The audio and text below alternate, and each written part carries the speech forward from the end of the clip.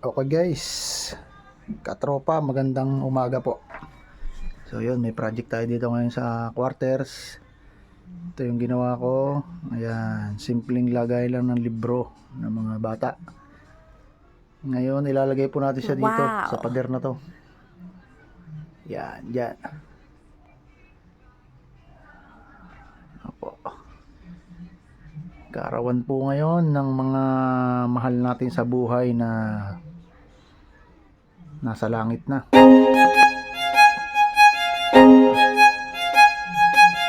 Okay, dahil bakasyon ngayon, dito tayo nagtatrabaho ngayon sa bahay. Okay. So yun guys, nilibel na po natin, nilagyan natin ng guhit, no? Yan o, level o. Wow. Level na po. Yan po yung guide natin para pantay po siya pag nakikabit po natin.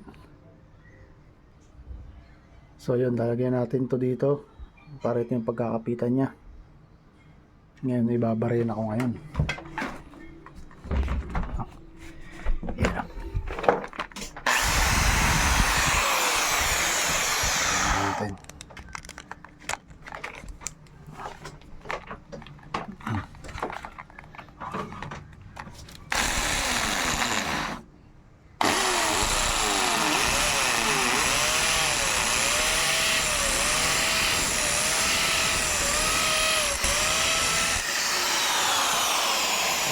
Kabila.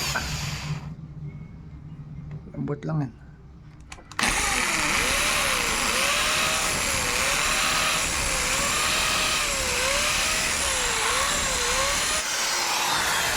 So yun. Ito guys, kung wala tayong tox dyan na pang salpak, gagawa tayo improvise. Yan. Kailangan sakto lang siya sa butas. Yan niya guys, oh. Babaon lang natin yung kahoy.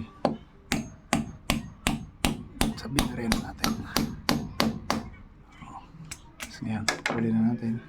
Yan yung magiging tox natin. Then sa kabila, lalagyan natin. Yan, oh. Yan, lalagyan natin kabila. So ito naman kabila. Yan. Babaon lang natin yan.